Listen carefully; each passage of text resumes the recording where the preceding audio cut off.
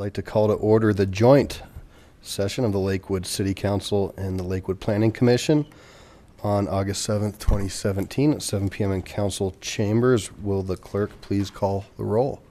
Paul? Here. Coop? Here. Wickman? Gutwein? Here. Franks? Here. Harrison? Here. Royball? Here. Vincent? Here. Abel? Here. Johnson? Here. Shakti? Here. Hollander? Here. Kane? Here. Edie? Here. Miller? Sinks? Here. Sukowski? Here. You have a quorum. Fantastic. Well, thank you all for coming out on this lovely August rainy evening. We appreciate the opportunity to get together and discuss. I'd like to welcome our special guests, our hardworking planning commission. Thank you for taking the time to come out on short notice to help be a part of this important process. So we have a couple things. One, we have a presentation, and then we'll have discussion. Public comment works a little bit different at study session. Public comment at study session is directed towards the actual agenda for the evening. So that would be the commercial reinvestment of a sod improvement program, as well as the zoning issues, in which we're going to learn about the process tonight going forward for the zoning issues. So Mr. Miller, welcome. Have another member of our group. So with that, I will open public comment at the beginning of the meeting, and it looks like Alan, you're first.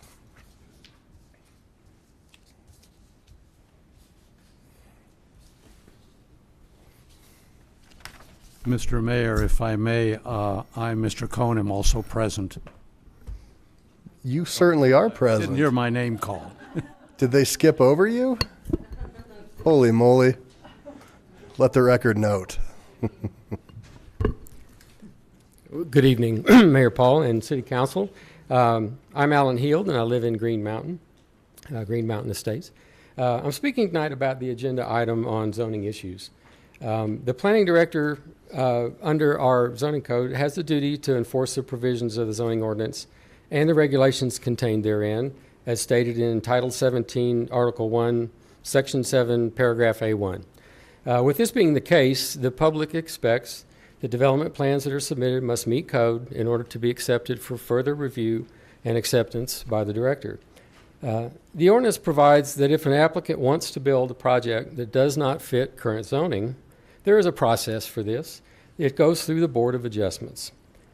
This process is not for the director to use his authority unilaterally to deviate from the ordinance, but changes can be made through the Board of Adjustments process. The director is given a lot of discretion in the ordinance.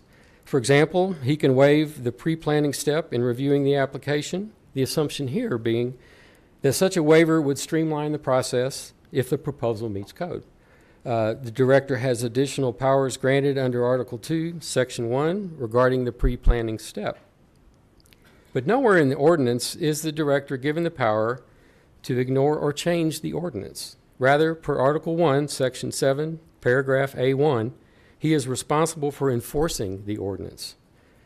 A change to code to accommodate a project that does not meet code can only be granted by the Board of Adjustment, and this process includes a public hearing. With regard to zoning requirements, change can happen. There can be waivers of zoning ordinance requirements. But again, as stated in Article 2, Section 6, Paragraph 1, waivers of zoning ordinance requirements do not apply under Article 4, which is type of use. That's very specific. There's a lot of detail in the ordinance stipulating what the director can and cannot do. Article 1, Section 7, Paragraph B, number 1, grants the director the authority to interpret and apply the provisions of the ordinance. But the director expressly cannot change the ordinance with regard to type of use. This again is spelled out in Article 2. The developer proposal to put 100% apartments on a parcel zoned for mixed use, campus, and employment in Ward 4 clearly does not fit the zoning of that parcel. Singular use is not mixed use. Yet the public was told in May at a developer meeting by a planning department employee that the proposed project meets code.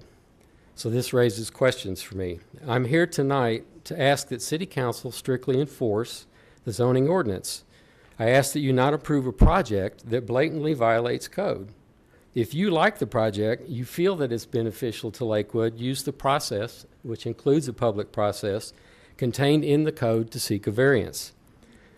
Lastly, with regard to building projects that don't meet existing code, the code says in Article 1, Section 7, Paragraph A1, that no oversight or error by the director or any employee shall legalize, authorize, or excuse the violation of any provisions of the ordinance.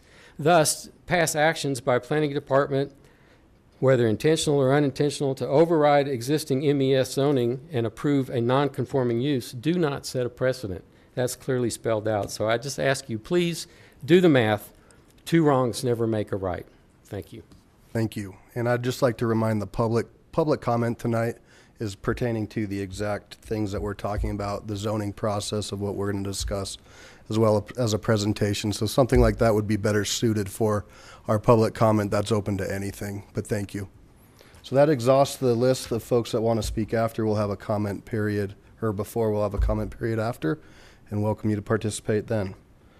Item number 3 is a presentation. Ms. Nanette Nealon.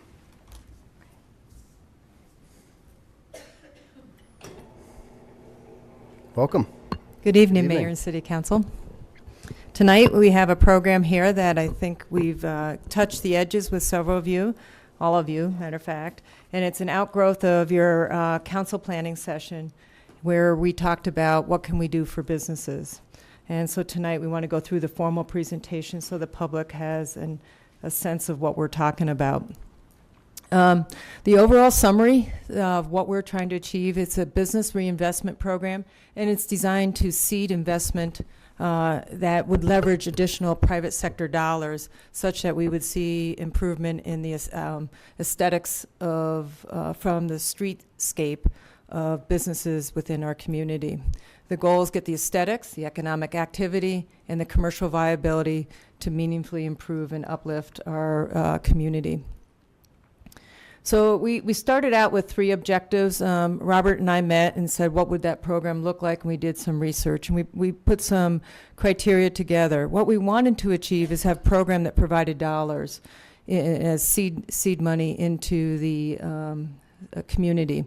And that was directly to the business community. And it was a goal that we'd get more than $1 million into the commercial area improvements over the next 5 years. And that's a leverage of both the public and the private sector dollars. And it was under the theory that rising tide, all boats rise, and we improve the individual properties each year. We were looking at it over 5 years, and tonight we're going to be talking about a pilot program because we are really pushing the envelope on what we can do, what we've done in the past in the city. So we wanted to go over our objectives. One is to activate from a community development and redevelopment in 6 focus areas across the city.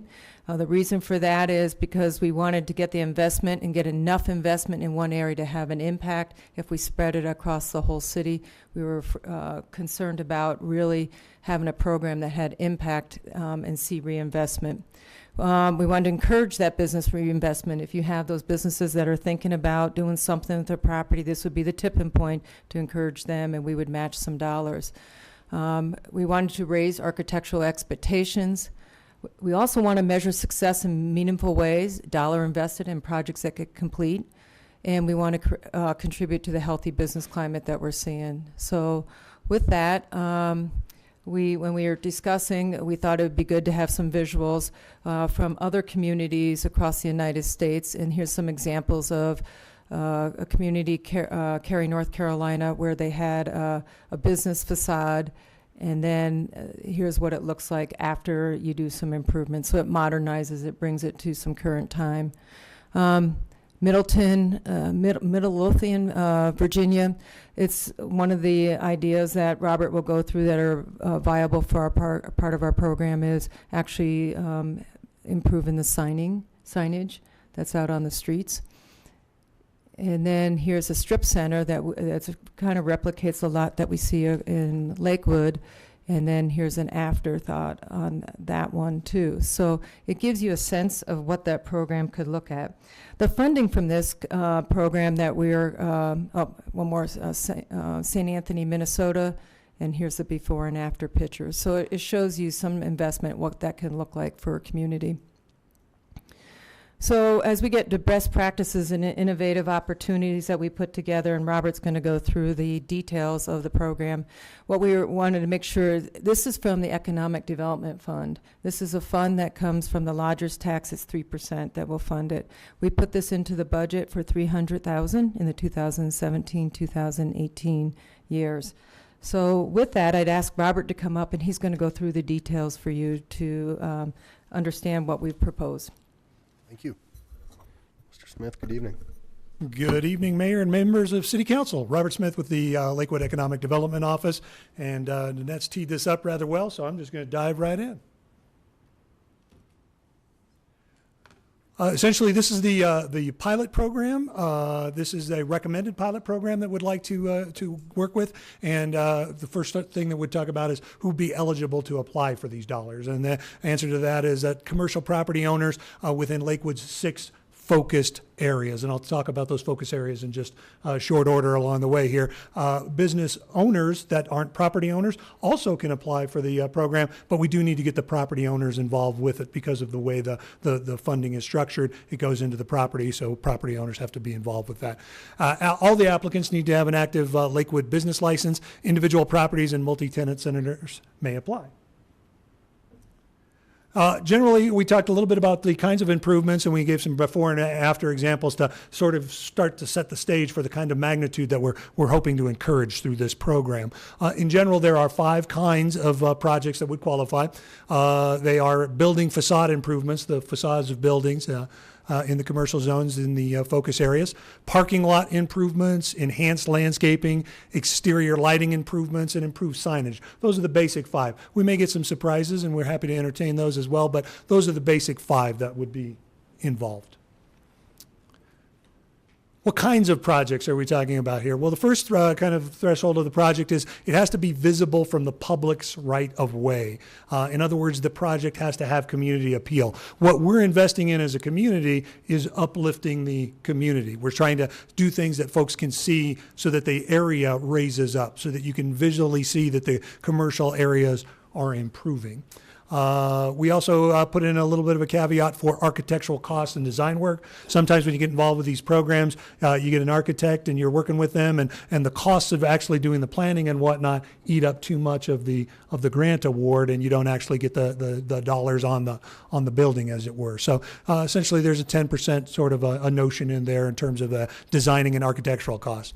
They're all exterior improvements, so long as they're not required repairs, not currently involved in code compliance actions. So the rule here is that if you're involved with a code compliance action, you can't go into the program to try to help fix your code compliance issue.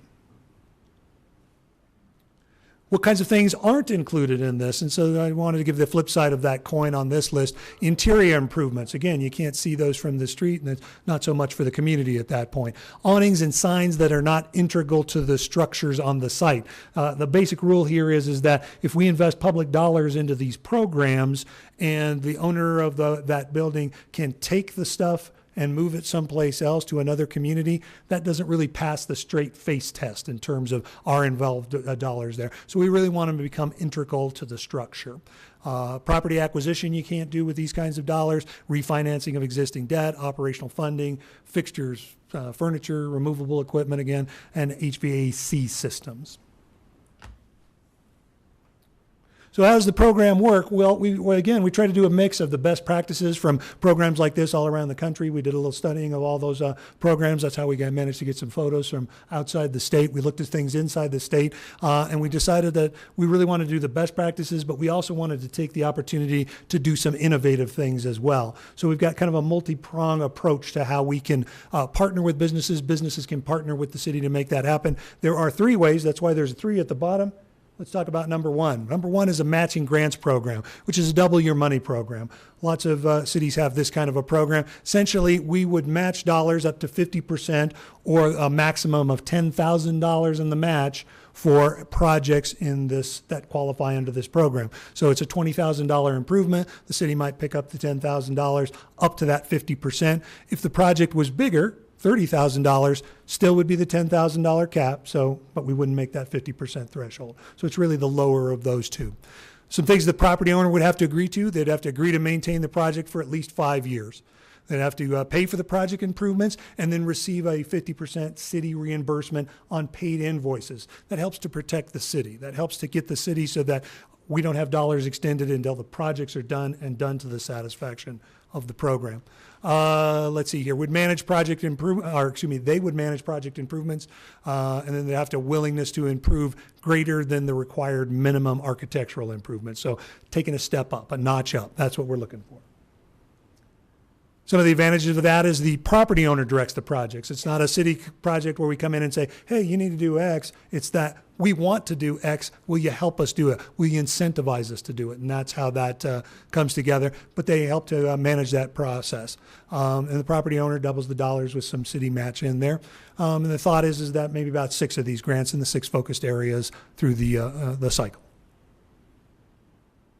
The second way we do it is what we call the scaled grants, or the right size for your property. There's a big one, there's a little one. Big one is $30,000 or less, but a lot of times what happens with these kinds of programs is folks say, I'd really like to invest in my property, and I'd really like to put $10,000 up on it, but I don't have the $10,000. What can the city help me out in some fashion or another?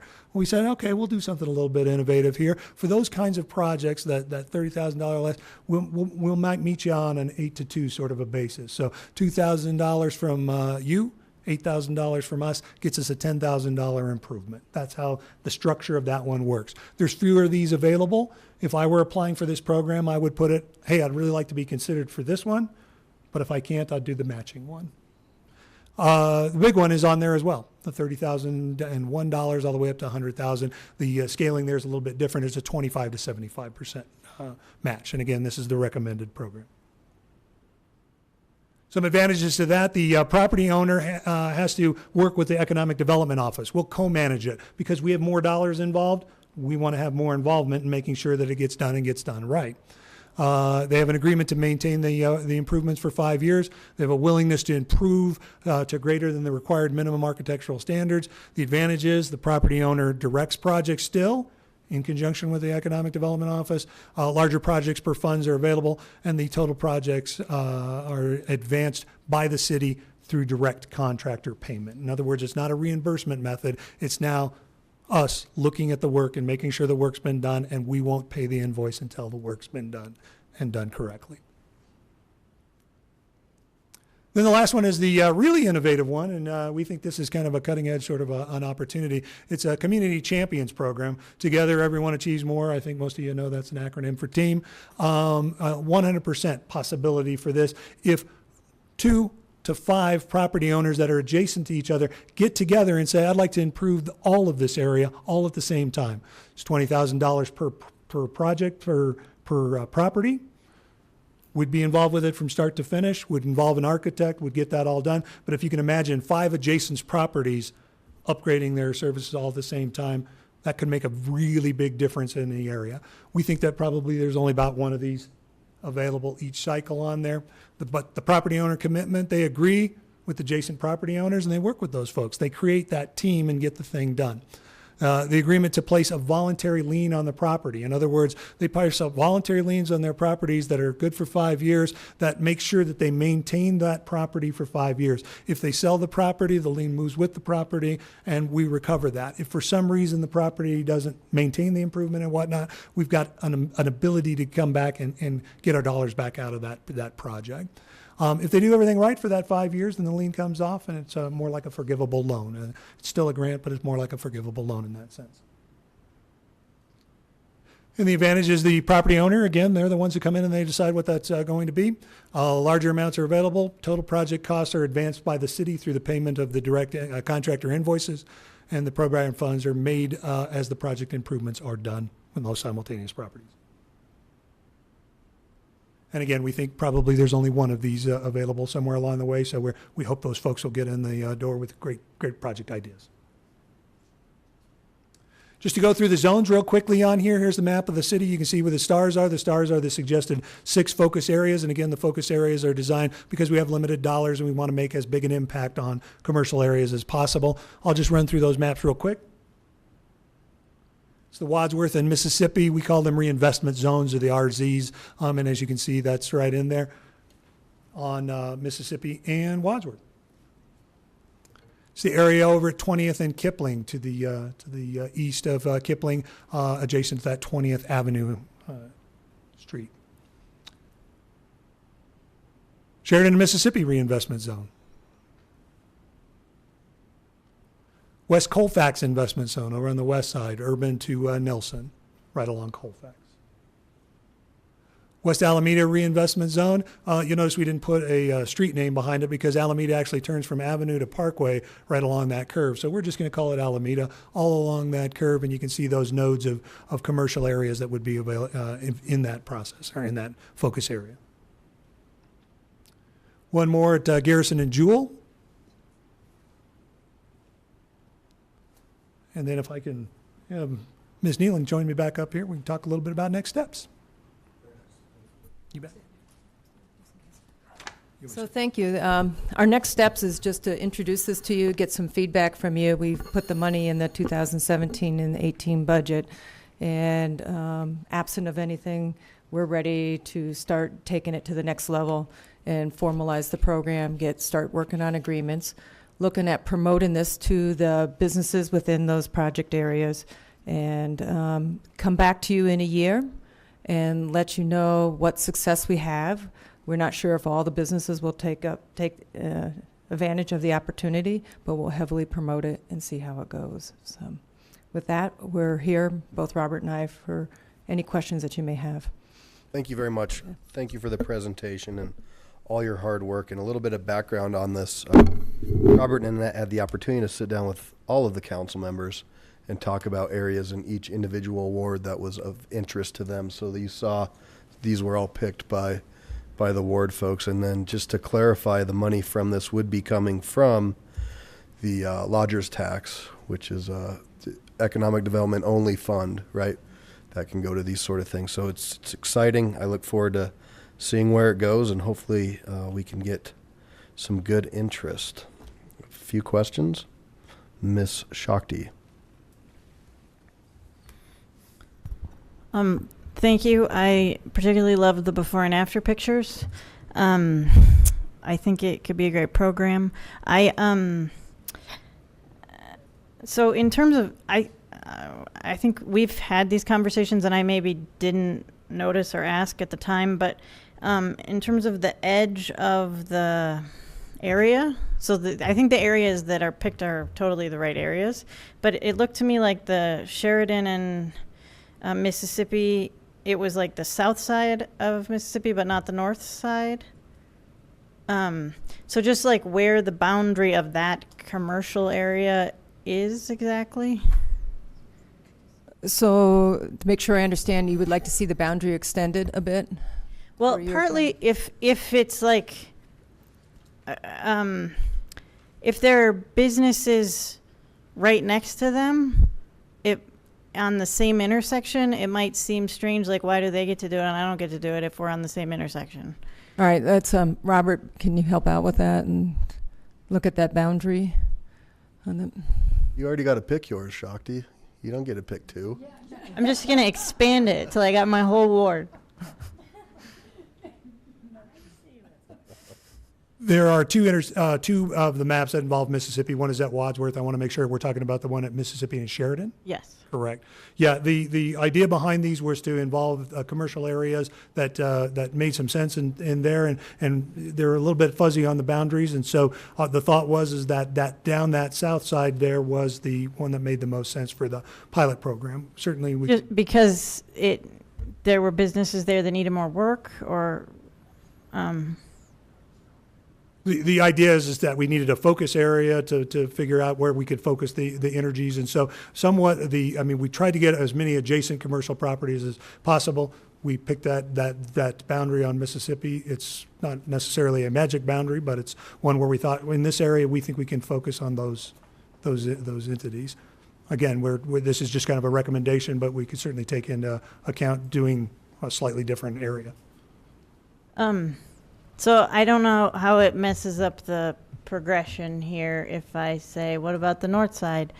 And if it messes it up a lot, then the areas can be fine. But if you want to pull it back up, and You bet.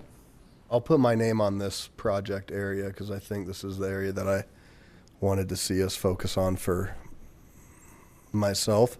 Mayor's. And I think for the pilot program is just an idea to see, because we have so much throughout. Mine was somewhat on the back burner compared to the other, 5 wards. So I think that if something were to come to fruition there, that's something that we could do on the other side, but it's just an idea for a pilot area. Okay. Fair? Okay. Thank you. Ms. Johnson. Thank you. I appreciate the presentation. I know you've put a lot of work into this, Nanette, and appreciate it. I do have a couple questions. Early on in the document, it was talking about how you would measure, you would be measuring success. Exactly what does that mean? Increase business traffic, increase revenues for the business? Please talk to me. What does that mean? The success is actually the visual component, the aesthetic component, and getting businesses interested in investing in their property. So it's like a but for, if we didn't have the seed money, would they have moved forward? So we'd measure it by dollars invested. Okay, but there's no way to measure if their business is more successful or not, really, I guess. We could look at that.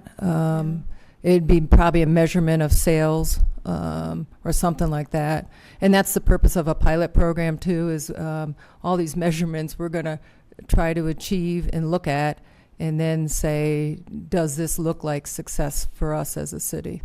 But the first and primary goal was, we had a small business program before, and the investment was internal, and we were seeing investment on something that didn't provide a community enhancement, and that was really our focus. Okay. Okay. And currently the fund has $300,000, and that will be a yearly amount that will be put into the fund? We'll budget it every year, but for the first year, we'll come back and report success, and then from there, City Council may make other decisions on the success of the program, but we'll be, before the budget of next year, we will come back to City Council and say, we've had so many interests, and we either didn't get enough to utilize all the funds, or we have more demand than there are funds, and that would be a discussion we would have at that time. Currently, how much is in the EDC account, if you will? Oh, I should know that by heart, and I don't. To I'm down from? round numbers. Right. It's in the multi-million dollars. Okay. It's going to be upwards around 5 to 7. Yeah. 5 to 7 Yeah. currently. Okay. Because it will be subject to a swing in the economy, I would think, since it's a lodger tax. Yes, very much so. Okay, Right. so that will, because of the modest amount, really $300,000 from a multi-million-dollar account, it should not impact the total amount of that account to a point that would be dangerous for that account. then. Correct, very much so. Okay. Given that this would be going on yearly, how many times can one business apply? The intent of this program is to start with the areas that we have now, and we'll see if there are complications of businesses not being able to get a project put together in 1 year. And if that's the case, then it will roll over. But we would like to spread it to as many businesses, so we haven't put any numbers to that, because the first year we have limited the area, and it's for the first year. So we'll take that under consideration and probably have some recommendations in year 2 if you want to continue with the pilot program, and what are the refinements that we need to do. And one could be, can a business that already had a grant once get another grant again? Okay, I think that needs to be addressed. Okay. Will the application, when the business fills it out, will it also includes their debt, so that we know how healthy that particular business is? We will look at the pro forma of the business to make sure that it's stable, and we do that with all our economic deals. They have to turn over records to us or information that we can make sure it's a solid deal. Okay. Yeah. Okay, and then also, will there be any type of interest to encourage using local contractors? That was something that we were looking at. We put a list together for preferred contractors and be in Lakewood. And when we go through the preliminary application, that will be a question, and that would be a factor of whether the business, we choose them to be the recipient of the grants. So, yeah. And then- If all things are equal and they chose to use a Lakewood contractor, the entity, the business that chose the Lakewood contractor, we would give preference to. Okay, and then the Lakewood contractor also would have to show that they have done best businesses practice. Yes, yes. They have to be registered with the city. Okay, thank you. Mr. Abel. Nice presentation. It's a really good idea. I like that we're spending money on local businesses. Who makes, you were referring to the selection. Who makes the selection if we have a number of applicants? The Economic Development Division would be making the selection. And that would be, Robert and myself. thank you. And what criteria are you thinking about? We don't know what to anticipate right at this point in time. The business, if the business is ready to go with improvements, that would be a plus. It'd be probably the amount of investment and the financial stability.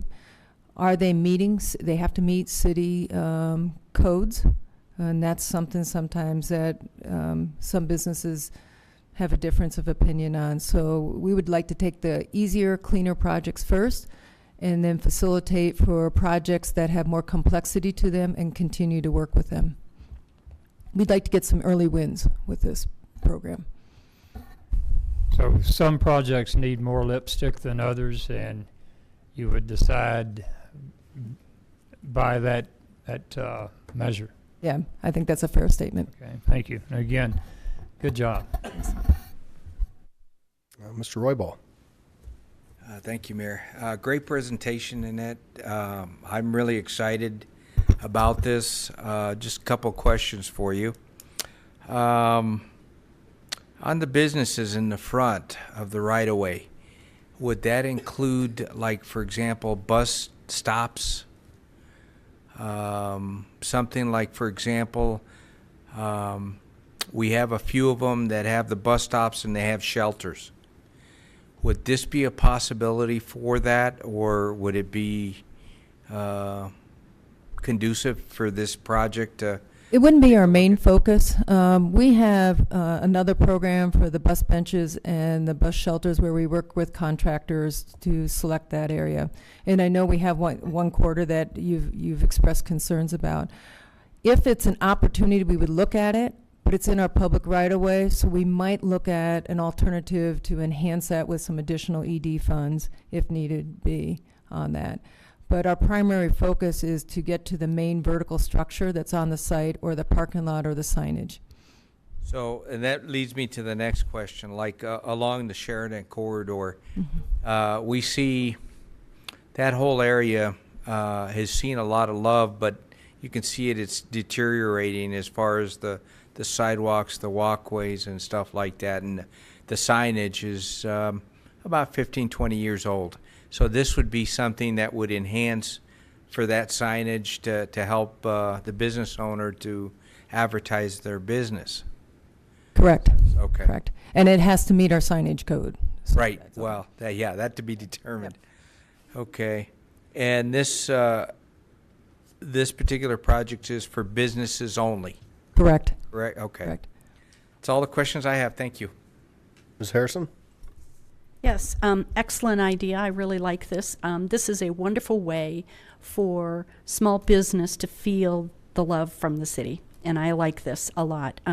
Now, being a small business owner, I have to tell you, I'm thrilled that that this is going to be an offer specifically for both small and larger businesses, and that properties can go together, because we do have a lot of areas where there's multiple owners and it could really benefit going together. So I really like that. A couple of things that I wanted to ask. What defines, have you come up, let me ask it this way. Have you come up with what defines upkeep? How are you going to define what it looks like from year to year? That would be first question. Do you want me to keep going on my list, or shall I let you? Well, that's something when we talk to you, we don't have the deep teeth into this program, to be quite honest. Okay. And it's something that we look at the financial viability of the business and look at things. That is about the best way. And we have them sign some paperwork that say they're going to upkeep it. But to be very factual about it, the teeth is not deep in the grant part of the program. Yeah. Okay. The other thing that I would suggest, here's where I put my insurance agent hat on. It would be really important, once those improvements are made, that we get confirmation that those improvements have been added to that person's business package. That's a good point. That We'll would be- emphasize that as a that follow-up. protects both of us. Then that way it gives, if we have another hailstorm, Yep. heaven forbid, and it takes out an awning or two, there would be money there potentially to replace. Thank you. that. Yes. So I think that's great. And the other thing that I wanted to go on record is there is one area that's close to my business, but my business is about 2.5 blocks outside of that area. So it's very important for people to understand that whatever I say on this doesn't affect my business. I am outside of that area. So thank you. Nice disclaimer. Yeah. Ms. Franks. And these are more just comments as you guys kind of mature the program. I know lighting was one of the aspects that they could invest in. And many of these areas that we've shown on the pictures are along major thoroughfares.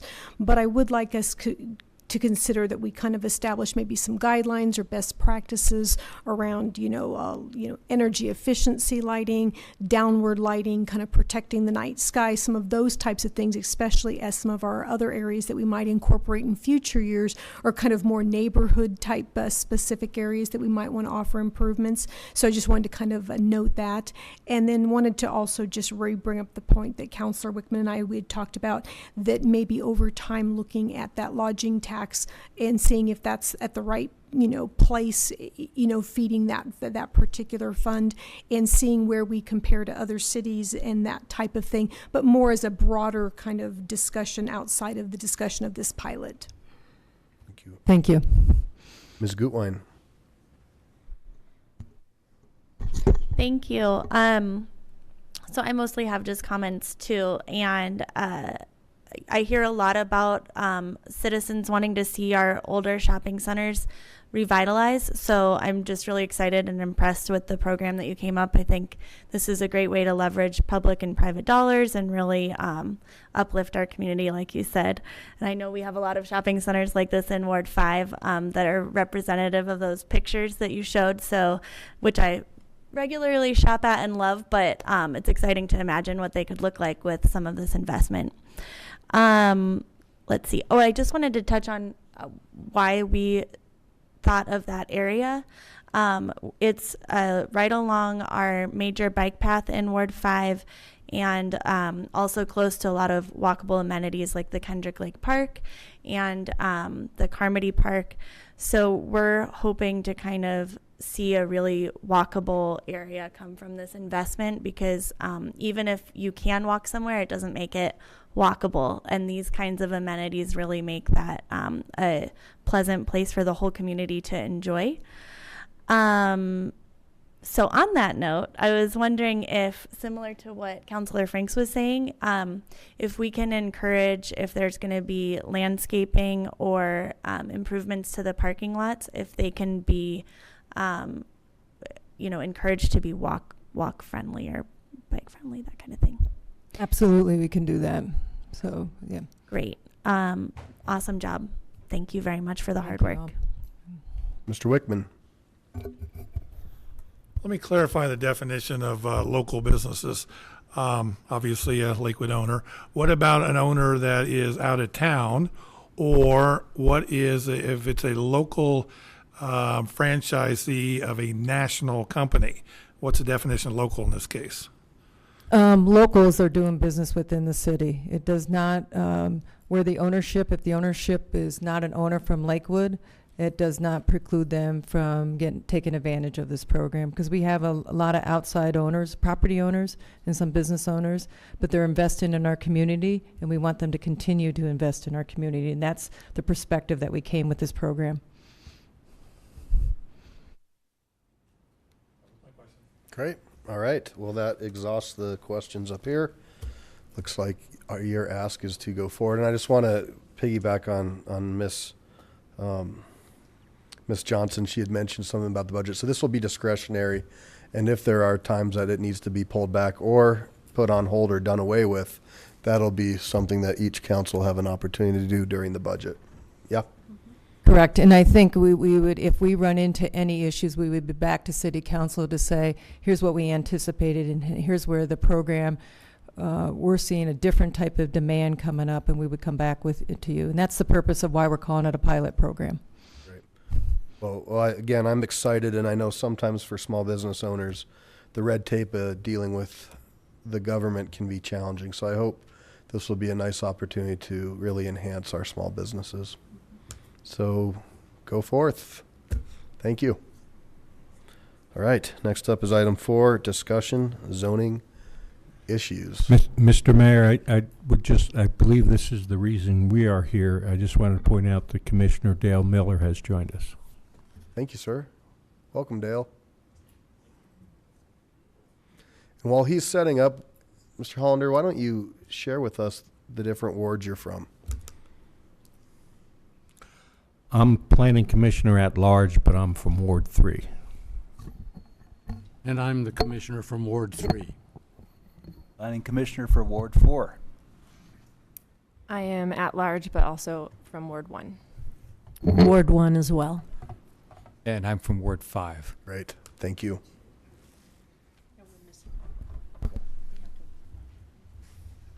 Yeah, and again, we are missing one. And we'll be doing interviews in Ward 2 commissioner. Correct? Yes. Yeah. Thank you. Mr. Parker, good evening. Mayor, Council. You'll notice on your agenda that the last item was a presentation, and this is a discussion. I say that to manage your expectations about the quality of the ideas you'll get from my talk versus Nanette and Roberts. I think they have a fully baked idea, and we're here to sort of get some guidance. So we've talked a lot over the past 3 or 4 months about zoning code and some of the ideas for areas we need to explore further and make some changes. We heard a lot in the last couple meetings we got a list from the mayor added on by the council of changes that we need to examine. What I've done, the first thing I've done tonight is take a crack at bunching those into some digestible segments. We had a long list. It's a lot more than we could do in one meeting or one series of meetings. So I've tried to create some groupings of issue items, and I want to start there for how we could tackle what we heard from the mayor and council. And the first, not so much a bunch, but the first item is parking. We heard that we needed to look at multifamily residential parking standards. Not part of what we heard from council, but some other things that we've heard from the public or internally around parking include restaurant parking standards. We've got some internal notice of items in bicycle parking requirements that could stand to be updated. And we've heard about the potential to introduce requirements for car share and electric vehicles. So I think all of those would be appropriate to talk about if we open up the parking chapter. Second grouping of items that we heard from council have to do with building design and something that we've already started down the path of looking at is building code sustainability. Jonathan and Lynn in the Sustainability Division have already begun meeting with Public Works staff in the update of the building code to start adding more sustainability requirements to new buildings. I think as part of this grouping of items, we'd love to present the work that they're already doing, as well as get public input on what more the public and the council and the Planning Commission would like to see in that area. And then in this area, we also heard about an increased need for design standards in the city.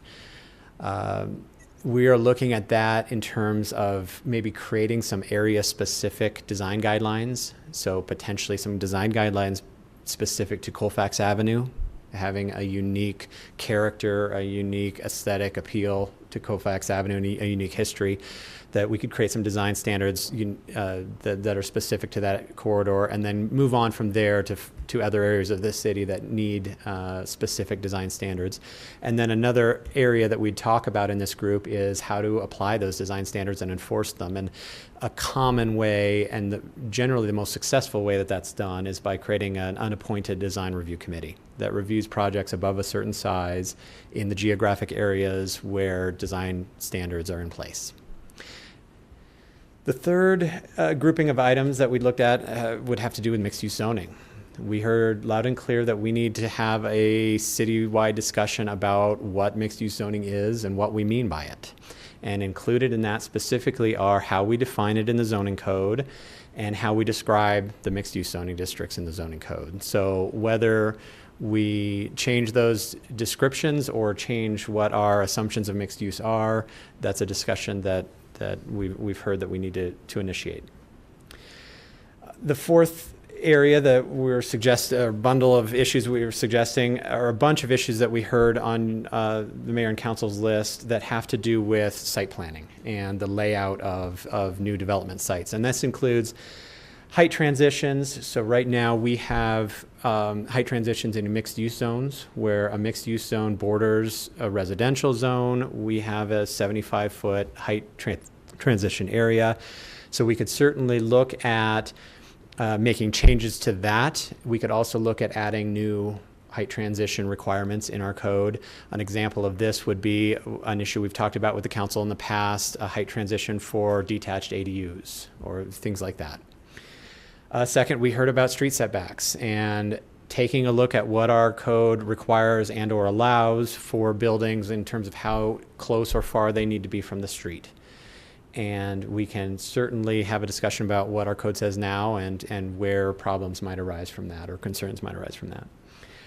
Thirdly, in this category, we can talk about open space and plazas and ways that we can encourage or require better public places in our new developments, perhaps ways that we can get multiple projects to combine to form larger, more usable public spaces in conjunction with their projects.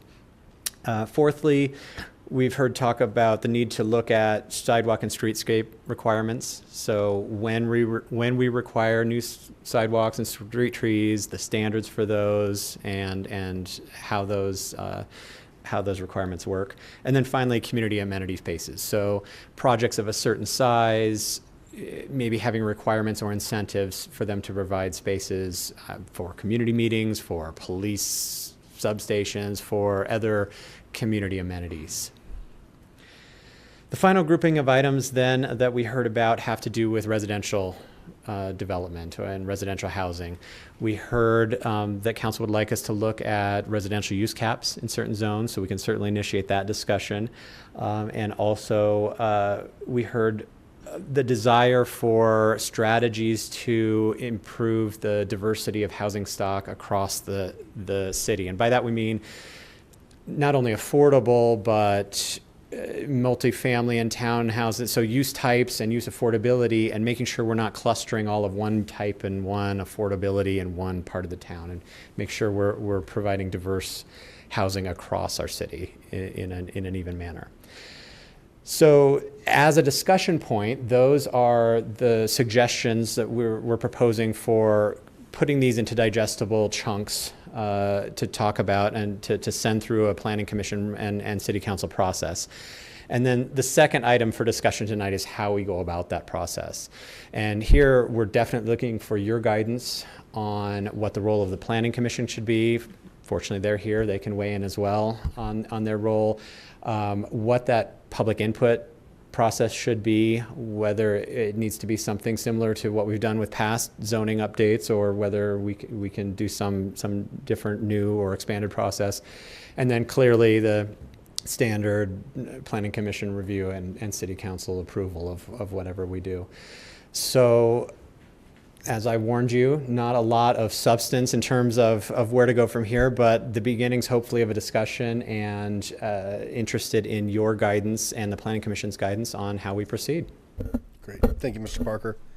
And so just for the audience to know, the Planning Commission is an appointed body, and they're also kind of the owners of our zoning document as well as our comprehensive plan. So a lot of these changes that may happen or may be recommended will go through a public process through these folks right here.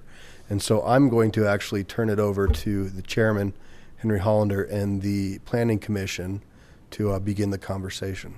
Thank you. Thank you, Mr. Mayor. As our mayor has indicated, the role of the Planning Commission is to initiate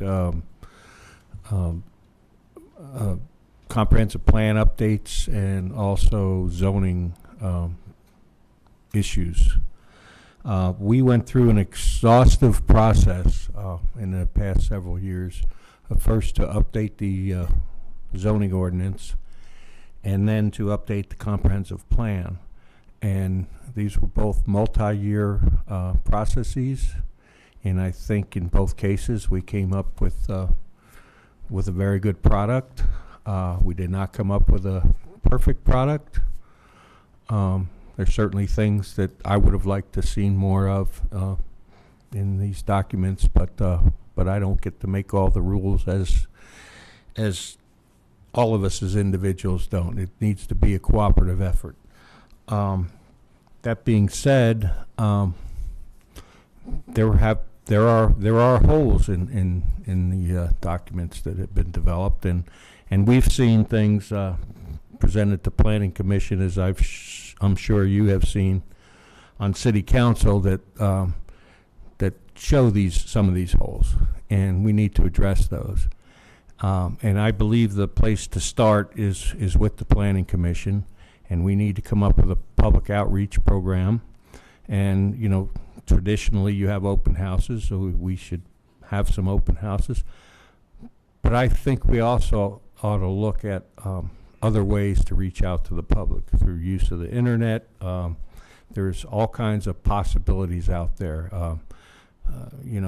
Things come up all the time where we hear from the public, well, we didn't know about that. And we have an extensive outreach program, but clearly we're missing some people. So I think we need to look at that in going through this process.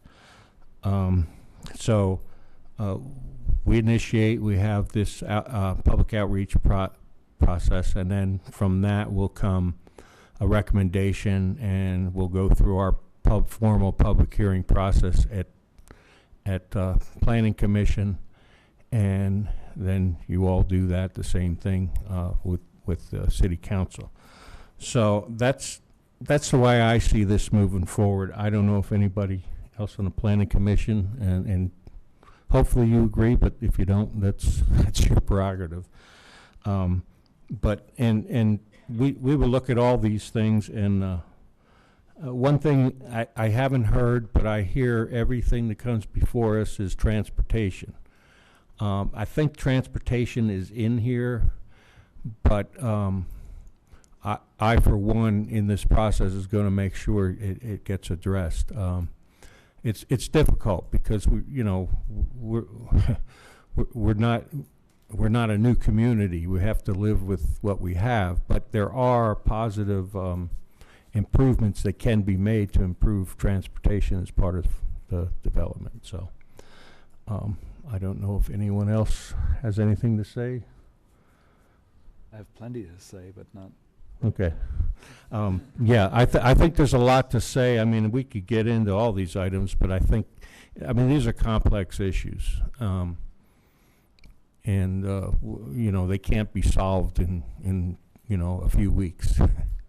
It's gonna, you know, it's gonna take a process. Okay, Mr. Chairman. Mr. Cohen, please. Yeah, and just to kind of piggyback on the back of Mr. Hollander's comments, my own view has been that I saw that when I came on the commission, we were working on Plan Lakewood, and I'd already reviewed the zoning ordinance, and I knew that once there was a big build-out, that we were going to have a startle effect, because parts of this city were going to start looking a lot different than they had previously. I think we've arrived at that threshold.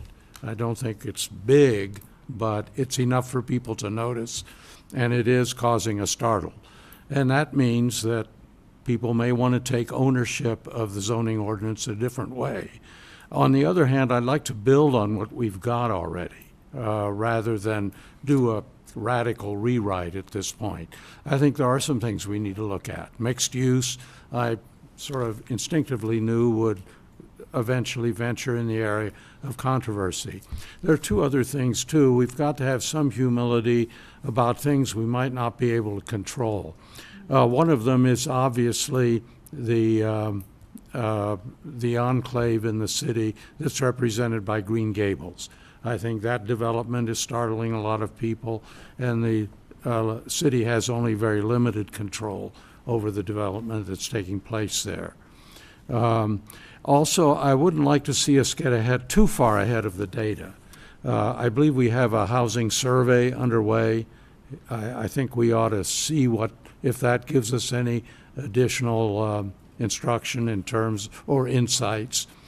And of course, we have an initiative that will go on the ballot, and if I may speak candidly, I sort of see this as a worst-case scenario.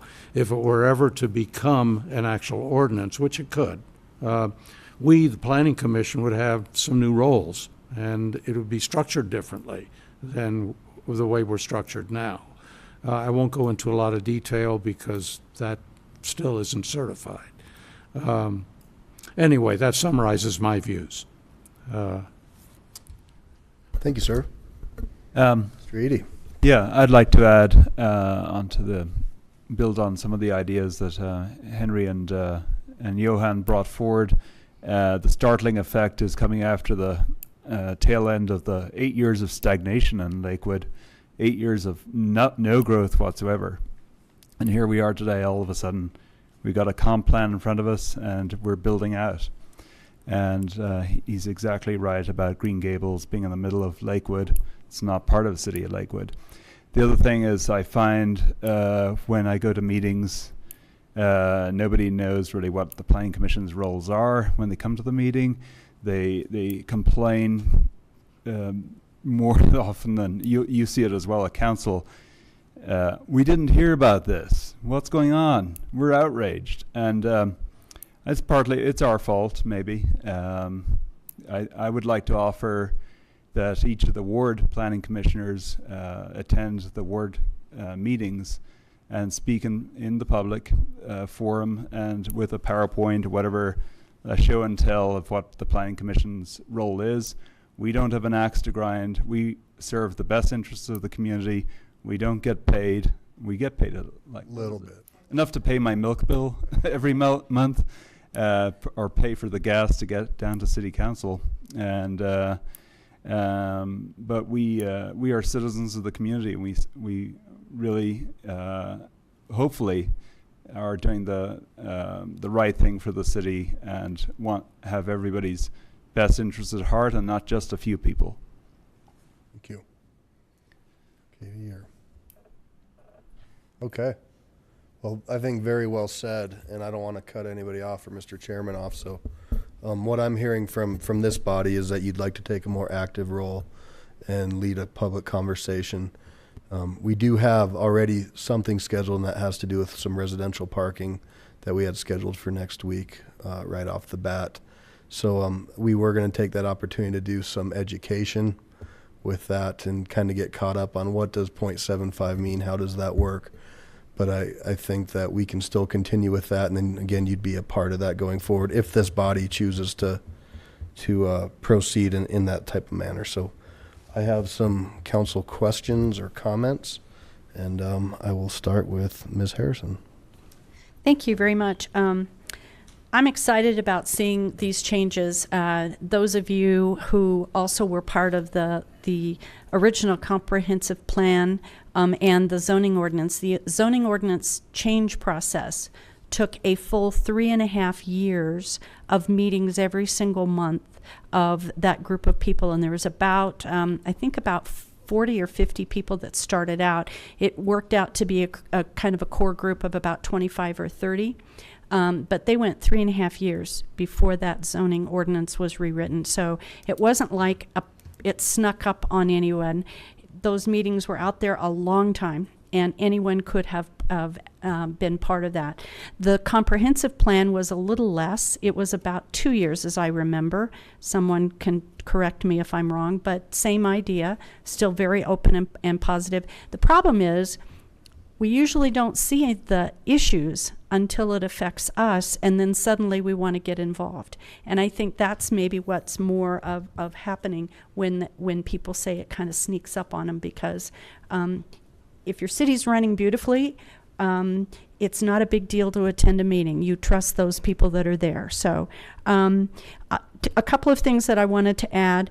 Green Gables, the reason why we have little or no participation in that planning is that it's unincorporated Jeffco. It is not part of the city. So we are a referral agency. We get to see some of what goes on there, but we cannot control what they build or how they build it. That is the county's job. The last thing that I wanted to say is I really trust the Planning Commission and those people sitting at that table, because they are all professionals. I've sat on that commission. I know how much time they spend looking at the plans and looking at all of the ordinances. And I trust that giving an additional level of public comment will give all the citizens the ability to comment. Not only will they have Planning Commission, open houses, Planning Commission, public comment, but then when it comes to council, they'll have the same thing of public comment when it comes to city council. So it really gives an additional level of public comment. So I really think this is a fantastic idea. And it's amazing, the list that I had written while we were sitting there talking is exactly the ones that you had listed here that we need to address. So I think we're on the same plan here. Thank you very much. Mr. Abel? It's a complex issue. And you're right, 3.5 years, a few dozen people working on it. And their intent is expressed very clearly, largely in the definitions, but certainly throughout. It is those intentions that we're trying to protect here. Some of the ideas, some of the philosophies put forth in that document are not being followed, and we need to take another look at it, take another run at it, and make sure that the wording allows the intent to be observed. There are a number of other issues that we wanted to discuss. Perhaps we prioritize the top dozen or so, or a half dozen, but I thought we were looking at special use changes, variances. I think we need to take another look at the zoning map. There's a parcel over near Lakewood High School on 8th Avenue that has no Kipling frontage but a Kipling address, and it is multi-family residential. It would be a tough squeeze in there. Not to say it'd be impossible, but I think some of the zoning map entries were made because of address or assumptions about frontage. a lot of these things are fine tuning.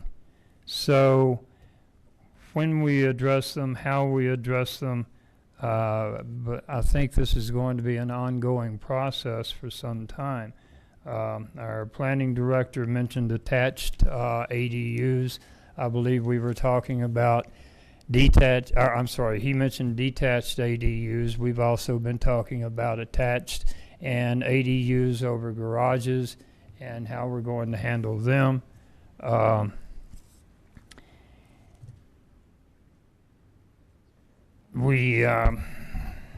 infrastructure that goes along with our planning process and our development process is a huge issue, and I think should be part of these discussions as well. We mentioned developer fees, developer responsibilities for sidewalks or roads, whatever. I think we need to get into that as well. The impacts of development are as important in the planning process as the developments themselves.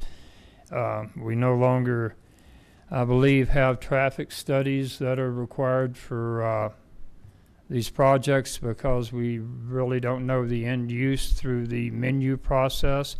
I think we need to take a better stab at getting a guesstimate of what the range of traffic options can be. So I could throw in a few more dozen things, but somewhere along the lines we have to get to all of these issues. And again, I don't want to change the focus of the work those people spent 3.5 years. Our community spent 3.5 years putting together.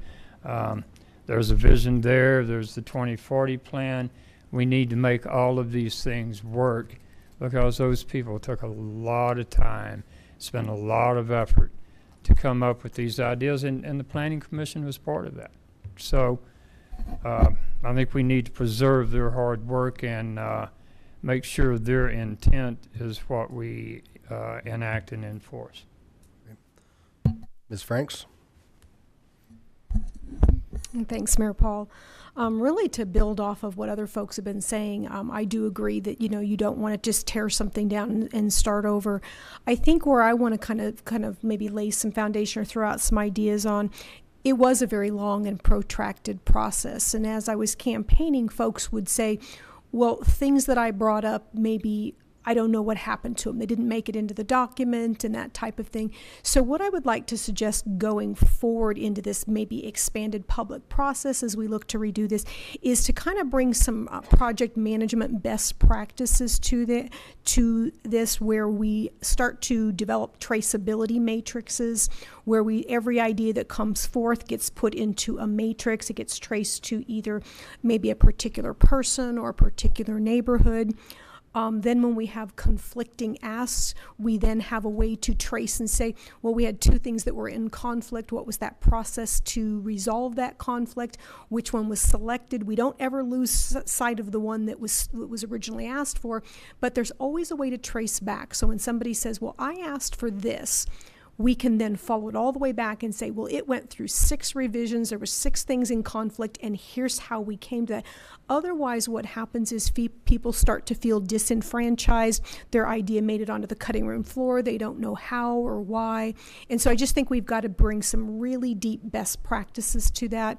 We also have to start challenging folks to, when they bring forth something that maybe is not maybe fully baked, to give them opportunity to go back and fully bake that idea a little bit more, bring us alternatives. So I think if we bring a little bit more rigor to this and then document that and have a website that shows all this, I think we can tamp down a lot of that where folks are feeling like maybe they don't know what happened to their idea, but their idea disappeared. So I think that was one thing I wanted to go over. The other thing I wanted to kind of just throw out there for some early discussion is, we have this document that addresses the entire city, but each ward is really different. and has different needs. And I would like us to consider, at least consider, coming up with some breakdowns for certain overarching themes that maybe have different applications in different areas. You've got Ward 4, maybe a little bit more hilly. It's got different types of issues that are going to be maybe in a Ward, maybe 2. And so I think this overall approach of one size fits all is kind of what's starting to cause some struggles, because you might have, like in Councilor Vincent's area, where they're really wanting to draw in some types of development that maybe are much less welcome in Ward 4 for a variety of reasons. And so now we're getting this clash where folks feel like they've got to come and every project becomes the hill to die on and fight for, when really, if we were looking at them maybe a little bit less centralized and had some thematic things, but then had some ward specific guidelines that address those specific areas, I think that would start to help as well. I also wanted to just briefly address the kind of the notification process. I think it's also really important that, and I know that Mr. Parker and I have got some time scheduled in September for me to throw out some ideas, but I think that we can do a better job of notifying, making sure counselors know what's going on in their wards a little bit more broadly. We're then not caught blindside. We can then help with the education and getting some of those things spelled out as far as out to folks and getting a little bit more depth in there. And then the last thing was really just making sure that as we revisit that, we look at maybe some unintended consequences where some things that used to be in the purview of the council, being an elected body, maybe went to being more administrative decisions. And we just, I think, maybe want to revisit those and say, were all of those the right shift? Or should some of those things come back before council so the citizens know that, you know what, you elected us, we're here to do your work, and these are our decisions. So I think that's not that everything needs to change, it's just we should maybe take a fresh look at those and determine which things should really be being decided by an elected body and which things should be being decided administratively. So just a lot of comments, no real questions. Thanks. Those are great comments, and I think to build off that, one of the things is an education component too, for council, for the public, for planning commission, because there is some ideas out there that there was a huge shift administratively, and from what I can gather, that's not exactly the case, but it's information that's out there, and we heard about it, tonight at public comment. But there's also, to go back and say, this is the way it was, this is what happened. I've had to really go back and learn a lot, and I've been fortunate enough to probably be up here longer than most, and it's still a learning process. So that's another opportunity that, when we have some time to kind of roll out some education for all of us, because it's very helpful. Mr. Wickman? Saving the fireworks for last. All right, we brought up a whole lot of new issues tonight, relatively minor, and if we want to go ahead and spend some time looking into that, that's fine. The issues that have been of concern to us for years, a couple of them got passed on tonight, the M zone, parking, et cetera, and as I expected, the reaction was, let's get to it later, let's put it off. I made a motion a few weeks ago to deal with the issue of open space, about requiring developers to dedicate land for park purposes. That seems to be totally omitted tonight. So what's going on with that? So it's actually not, you said within the next 2 months, and it's getting scheduled with a broader conversation of all of our fees. Okay, so you are promising that sometime before I leave, we'll discuss the open space, the fees and dedications and stuff like that? Yes, sir. You had asked that we do that, and council agreed, as well as other fees and development fees, and you put a time frame of 2 months, and we'll get it shoved in there.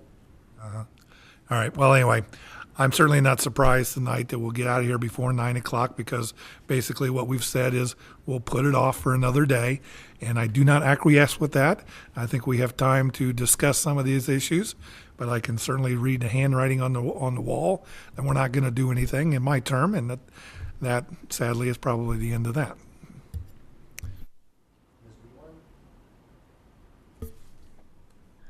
Thank you.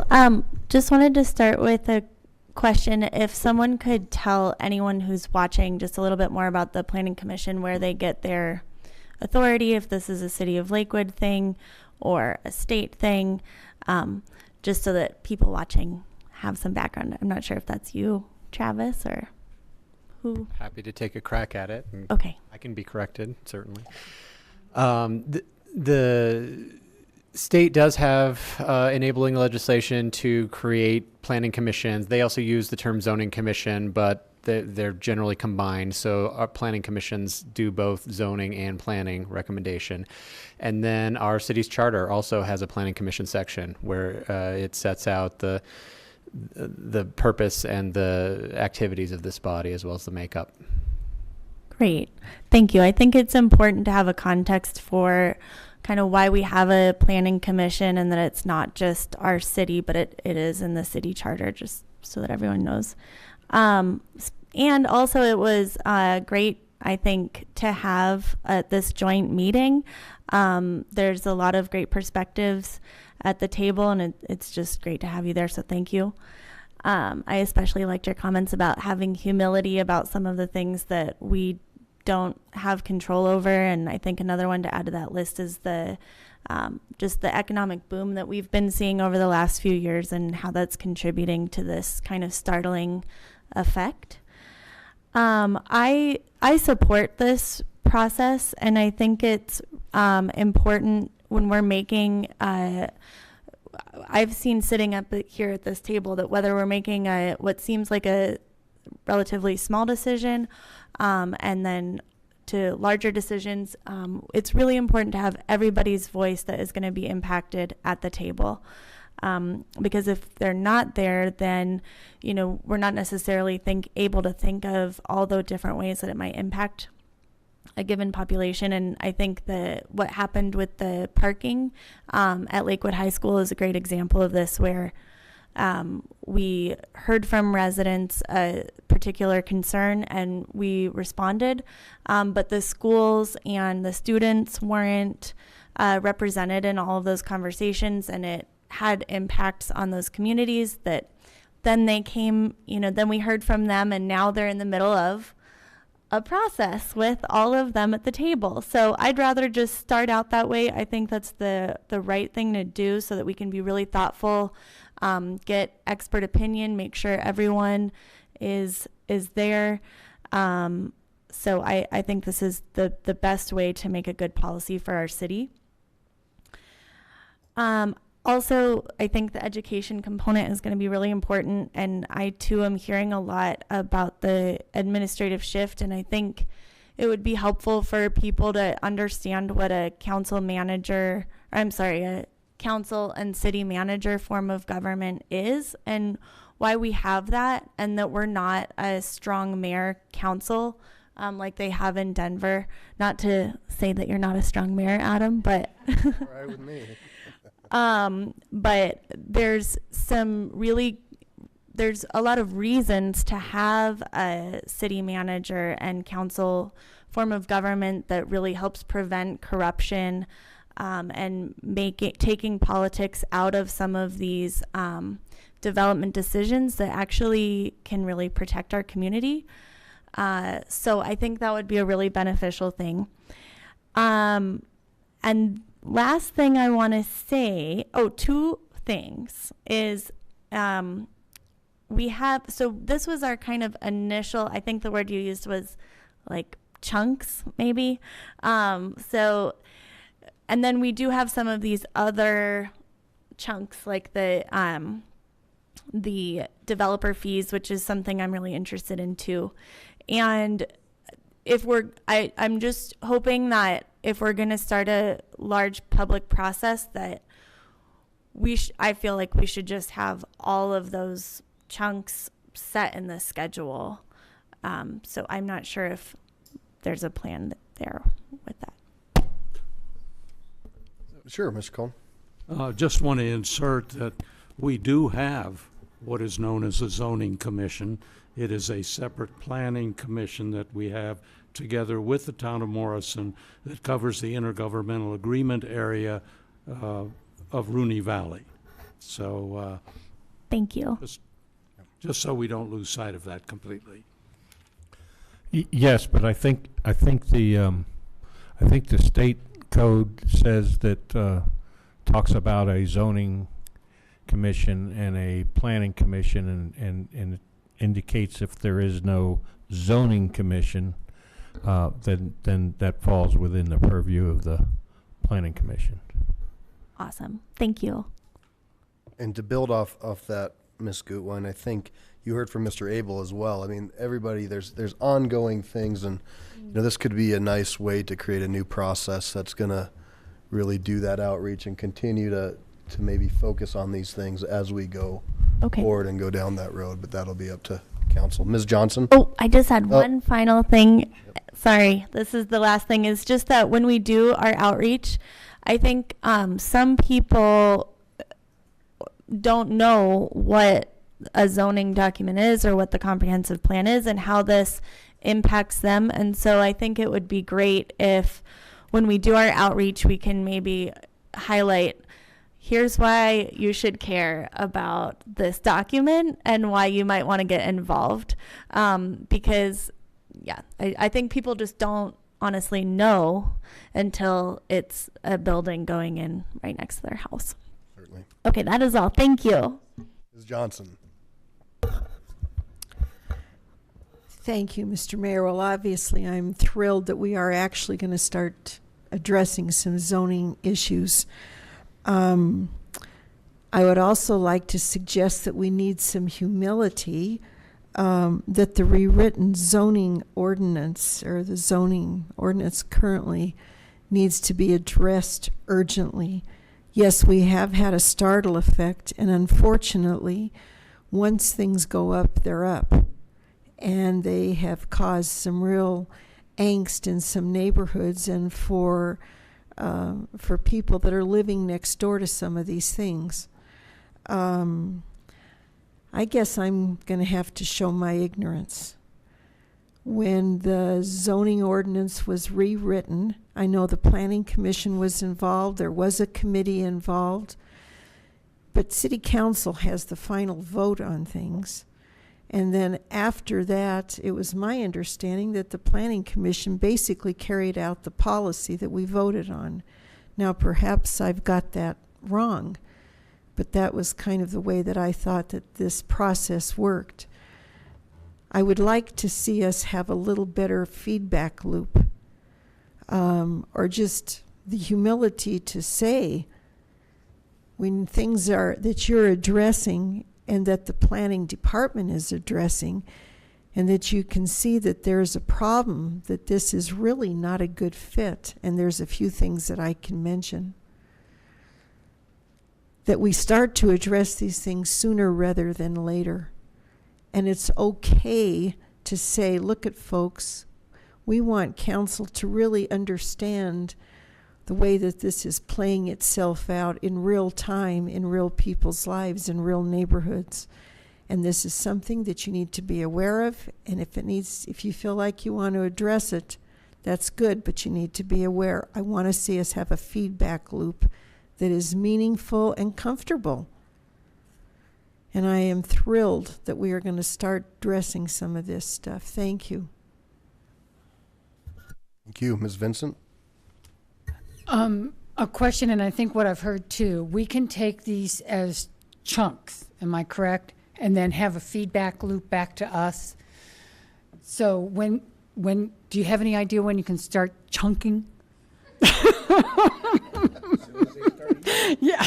Well, and may I build off? We just used, is it called Bang the Drum? Is that the new Bang the Table, the new kind of community outreach? Is that something that can be utilized, drum table? Yes. Sorry, yes, that is. We have a program called Lakewood Speaks, or Lakewood Listens. Sorry, Lakewood Speaks. And we can use that along with the face-to-face meetings. We can use this software as well. And we can post it on the website, too, for people who are familiar with the website, and we can have interactions that way. So to Mr. Hollander's point, we can have all kinds of opportunities for outreach. And it's something that, to build off that we can get going sooner than later. Okay. Keep going. That's really all the questions I had. That's what I hear, is that people want to get this process moving. They're just tired of waiting. They have issues. So, thank you. So are you up for the challenge? I believe we are.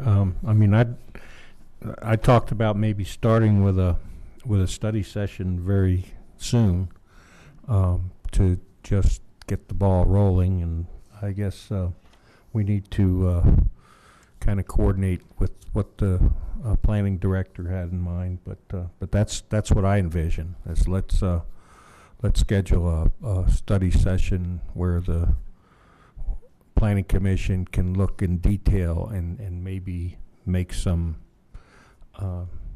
suggestions of prioritizing some of this stuff and getting some of it looked at sooner. Okay. We wanted to see if there was any consensus in City Council as well about what the hot topics are on these issues, because we'd like to get input from you, City Council, as to what you'd like to work on first. I heard Mr. Wickman say open space and the fees for the development fees for set-asides and so on was a hot topic for him. Maybe there's some agreement among you to prioritize. And I would like to remind council that we're a planning commission, we're not a development commission. We don't rubber stamp developments, and we take the burden off you on vetting zoning issues, and City Council has the final say on zoning. Yep. So that's a great question. And so the list that you saw was the first round of priorities. And then you heard Councilor Wickman talk about fees. The fees there's a whole list of fees as far as impact fees, developer fees, fees in lieu, everything that has to do with fees was kind of that second. And then there was a third that had to do with infrastructure. But you also heard tonight from other council members, there's other things that fit. So I think it's fair to say that what you see right now is that first set. And, I'm not sure, Mr. Parker, just one quick second. I know that a study session is a way that you want to go, but maybe the public portion of that needs to start sooner than later too. Yeah, but we need to start scheduling something and talk exactly what that means. And so I think we ought to do that soon. Mr. Parker. That's our plan. We do have a meeting for the 16th, and we'll start talking about laying out a calendar, and we'll bring you all a calendar on how to address it. Just one piece of clarification. The items that were identified in my talk tonight were zoning specific and will go to this body. Development fees, open space fees, that's stuff that you all can take on another track because it's not in the zoning code. So that's actually good news, and that's something that we can speed up because some of this stuff will be in that arena. Is that fair to say? That's what I was going to say. It sounded like some of this stuff is beyond the scope of what we look at. Okay. I did want to make a couple comments. Something that maybe sometimes get missed that Ms. Franks brought up is that we're a diverse city. I mean, that along Sheridan, we're an extension of Denver, basically, and transition from that into other portions of Lakewood, and we're very rural in the western part, and we have rural enclaves in between and beautiful neighborhoods in between, and we need to preserve that. And I think everybody needs to understand what that means in one part of Lakewood is completely different in another part of Lakewood, and we need to address that. And that's one of the things that I thought should have maybe been strengthened in the plan. But great, thank you, Ms. Johnson. Ms. Harrison. I would also ask that Commissioner Hollander, if you would actually describe the actual role. I think council understands, but for the public, exactly what Planning Commission does when you get a piece, project on your table. What does that mean? What does Planning Commission do, and how do you proceed to send it to council? I'll address what I think your question is, but we're There's some exceptions to this, but we're basically an advisory commission that advises council. Where our focus should be on the technical issues involved. We can't ignore the public, but we're primarily looking at, what's best for the city, as opposed to what's best for a few individuals.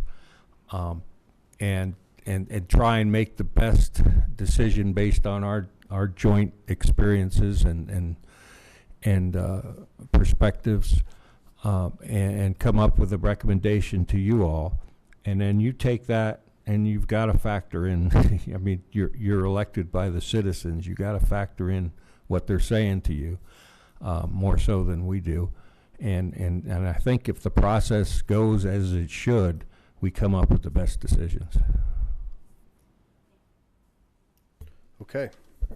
So a couple things I've heard is that this is a process that we want to start. We want it to be ongoing.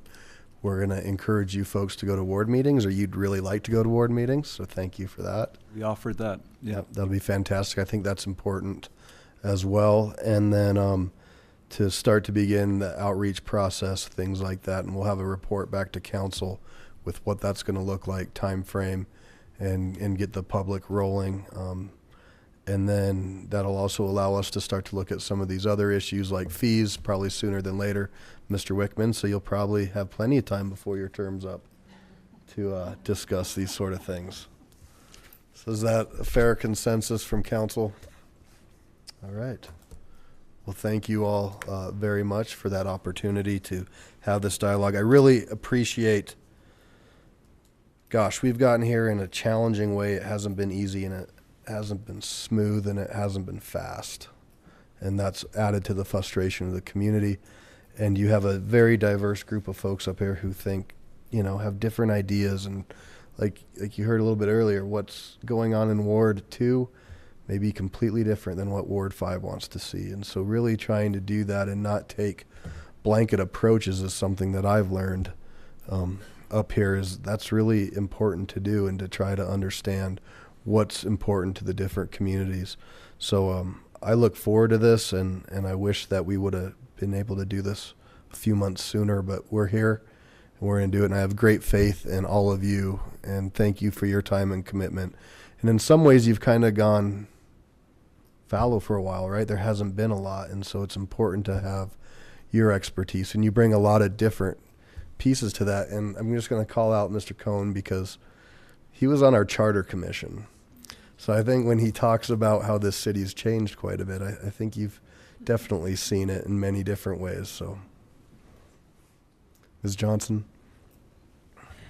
Thank you, Mr. Mayor. Since this was a study session, I think that regarding zoning issues, I know that there are a few people in the audience that came just for public comment.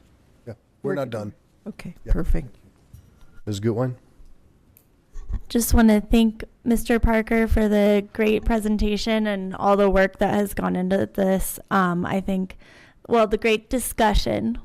And so thank you for hearing our concerns and bringing us forward. And I think that you've done a great job. Thank you. Okay, so now we'll open up the second part of public comment that again is tied to items 3 and 4. And I do want to mention, I know there are some folks who have some concerns about a restaurant in Ward 1 in that parking. And I think that's something that we've seen some information now and need to take a look and see how council can best address that through your council members as well as through myself. I'm willing to take a look and see what's going on over there. So with that, I had 3 people signed up to speak. Brian Slota. And again, this is pertaining to 3 and 4 tonight. Welcome. Hi, my name is Brian Slota. I'm a resident in Brown-Leah, homeowner over there, Ward 1.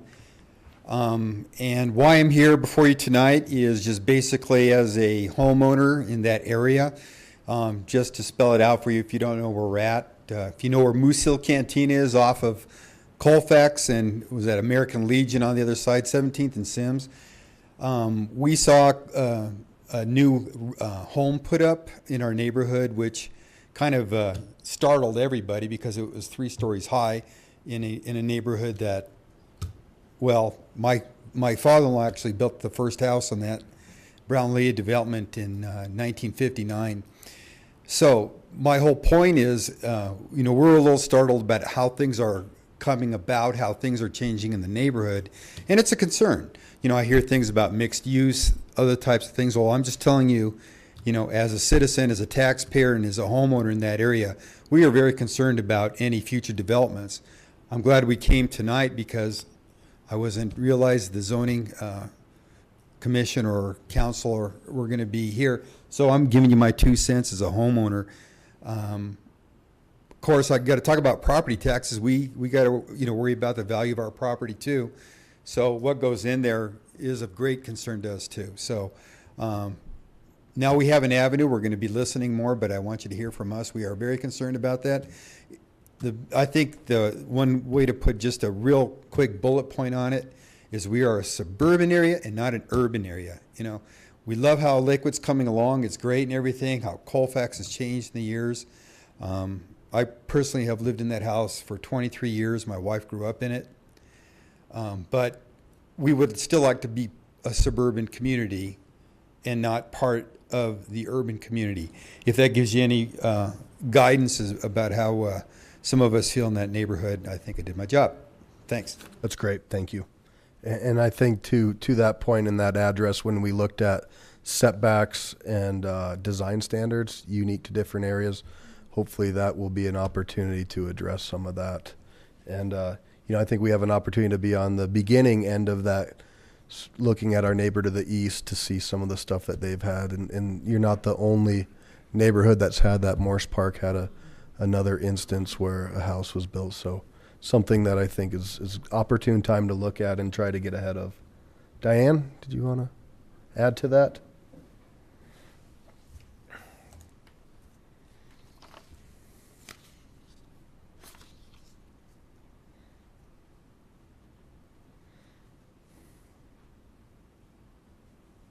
Good evening.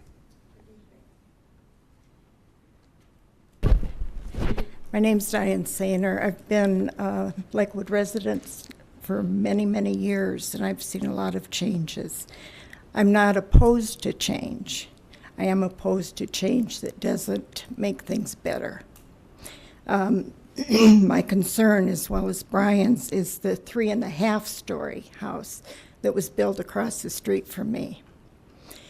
We have lost our privacy. We have lost, not me, but other neighbors have lost their view. The construction went on for 2 years. I had a porta potty in my front yard for years. The concern is not that so much as it was passed. You passed it without seeing the land. Did you drive by, anybody? I know a couple of you have. You don't even know where we live. You don't know what you've agreed to and how it has affected us as a neighborhood. Okay?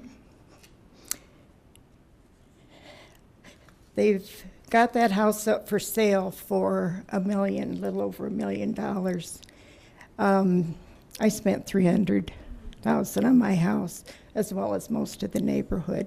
It's all single house, 1 story. And that's the way it was set up to be. And then this big eyesore is there all of a sudden. My concern is that nobody seems to care. First of all, because you don't know where we are. I had a policeman stop by one day, and he didn't know that street was there. And he's a Lakewood policeman. Now, that makes me feel real good about that. I believe that the contractors, the unions, and the tradespeople are telling you what to do, and excuse me, and that you cater to them because they have money. And you're not catering to us, to the people that developed Lakewood many years ago and made it the city it was. Now, I know I'm from the old school. You've got young ideas. You're a young person. We're not urban. Why are you trying to make us designed after a big city? And Denver's not even a big city. Things have gotten out of control, and it's always a little too late. So now you're going to start looking at things. I doubt it. I really doubt it. I have no confidence in you as a group at all. I think your agenda, and this is my opinion, is that you're after power. You take favors, and money is the top priority for everybody. You're dysfunctional. I can tell that by being here at the first meeting. You're dysfunctional.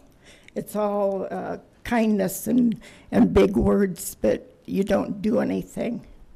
You're doing it for the public to show us that you're trying. I don't believe that.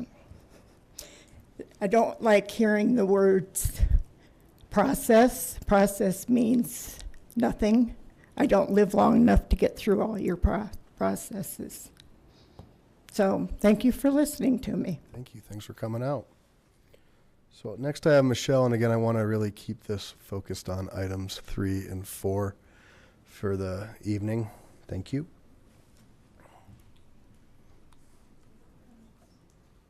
My name is Michelle Arenas. I've seen a few of you when we were fighting the Tafalinos issue. So for 5 years, we fought Tafalino's restaurant for the 2 fields located at approximately 2100 Youngfield and 2200 Youngfield. Tafalino's was wanting to develop the property at 2100 Youngfield. 5 years. We all sat here till 2 a.m. and you all said, those of you that were there at the time, the community did not want that. We could not, my husband and I drove the entire city of Lakewood and could not find one single example of commercial property built right up to a fence of $3.25 million homes. Not one example. All commercial is backed up to multifamily. It's backed up to apartments. It's backed up, et cetera, et cetera. So 5 years we won, and we were able to keep our neighborhood the way it was intended to be since 1957. Both of those properties were zoned daytime business. The one specifically next to my house, literally, I'm at 2180 Myrtlewood Lane, so my house sits directly next to the smaller of the 2 plots. Daytime business would have been a small dry cleaner, veterinarian office, doctor office to accommodate 10, 12, maybe 14, 15 cars at once, and then be gone by the time I get home. After we won that 5-year battle, which it was a battle, someone, talk about people not knowing what's going on, arbitrarily made a blanket decision in the city of Lakewood to eliminate all daytime office zoning and make it multiple use. And so without our knowledge, a family, a local family, which I was a patron of that restaurant for many years at 32nd Youngfield, came into the city of Lakewood and applied for a liquor license and said that if they couldn't get that liquor license, they wouldn't purchase that property. In part, the owner, Jeff Proger, sworn in a statement during that process that there was someone asked, how are you going to fit a restaurant on that tiny little lot? And he said, well, there's a lot to the south, which was meant to be Tafalino's, which is 3.5 times bigger, that will accommodate parking. He said it under sworn testimony. Based on that information, he was given a liquor license, he purchased the property, he began to build. I knew nothing about it. How I found out was bulldozers moving up next to my house. My bedroom window is exactly 11.5 feet from that fence. During construction, my dogs are petrified. They won't go outside because of the construction. When they were digging up all the dirt to repack it, our whole entire house would shake. So we dealt with that for 6 months, and then the restaurant opened. They did a really good job on the restaurant. I personally haven't been in it, but the landscape, it looks nice. But what nobody thought of was a restaurant that holds 160 people and 20 plus members and in their staff, let's just say 180, they have 30 spaces to park in that parking lot. So I don't know who did that math, but that means 6.5 people had to come in every car. That doesn't make sense to me. But bottom line is, my neighborhood that I've been in for 39 years is forever changed. And so I appreciate, Ms. Johnson, that you said we need to approach this with humility. To me, that means we know we screwed up and now we need to fix it. But unfortunately, you've screwed up at my expense. And we can't ask him to tear down his business. So what are you going to do for us? Because what is currently going on in my neighborhood is chaos. If I wanted to live in that type of environment, I would have moved to the Highlands. I would have lived on Tennyson Street. I would have moved to Belmar. Instead, I live in rural Applewood. There's never been sidewalks in that area. I was raised on Applewood Drive. I left. I came back. I purchased a home 6 houses away from my mom and dad's house. And you've wrecked our neighborhood, literally wrecked our neighborhood. We can't Wrap up have your our- comments, please. Your 3 minutes is up. Pardon me? Your 3 minutes is up. Could So I want to know what you're going to do, because you all work for me, not the businesses in Lakewood. And something's got to be fixed immediately. People are not letting their children play outside. We can't walk our dogs. Wrap up your comments, please. Well, sir, I'm sorry, I can't wrap it up in 3 minutes. It's lots going on, and I don't know who to talk to. And when we try to talk to the restaurant, he won't let us. He no longer wants to be a part of the resolution. He's hired an attorney, he's called the police, and he's asked for all of us to stay off his property. Well, So who's here to help us? We're all here to help, and the opportunity, if we can hang out for a minute afterwards, Okay. be more than happy to talk to you. Thank you. And I appreciate that. I mean, this is challenging to cut people off. We never want to do that. And this is different. Public comment at study session is not geared towards all of this. It's more geared towards exactly what we're talking about. Which is So- zoning. So I'm trying to just be kind and be amenable as well. So Sure. The other we'll thing I'd talk like to you to after, suggest because there's very some other quickly. folks that want to talk too. Okay, just Okay. very quickly, may I say one more thing? My understanding is the big lot that he's also purchased, we're going to sell it to an apartment builder, or now we're going to make it into an ambulance center. I need somebody to think about putting an injunction on that zoning until something else can be done or heard. Thank you. All right, anybody else wish to speak? Yes, ma'am.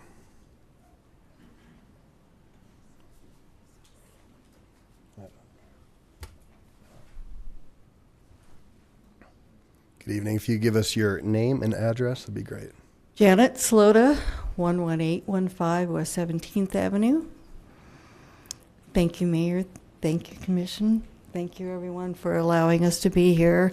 I heard this evening that we're talking about the outreach program.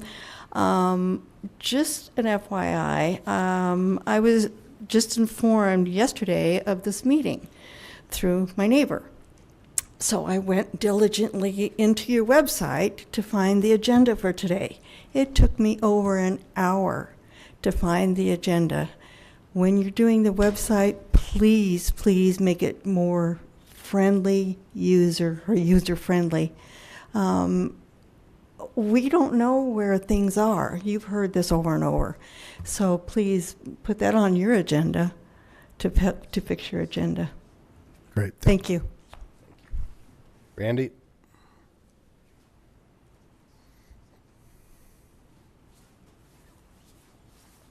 Good evening, everyone. It's been a while since I've been down here. Randy Little, 10590 West Dakota Avenue. Excuse me, I'm losing my voice. I had a situation in my neighborhood. We had about 19 homes that were just about destroyed by our hailstorm. And being the neighborhood watch guy that kind of works with those people, everybody asked me, how do I contact the zoning department to figure out what I can do with my house? And I said, well, the zoning department is probably not the place you're going to need to go. It's probably I don't know what it is, the permit department. I just recently spent over $60,000 on my property because of hail. That's a lot of money for anybody to do. And, of course, it's covered by insurance. But every one of you sitting up there, your insurance rates are going to go up because of that. So I live in a neighborhood that's bizarre. My house sits on one corner, across the street's a duplex. One block down, half a block down the street is our old business, which is a business. Right across the street is a business. And then one block the other way, in a residential zone, I guess you'd call it, they have 9 trucks out there that are plumbing company that runs out of a neighborhood.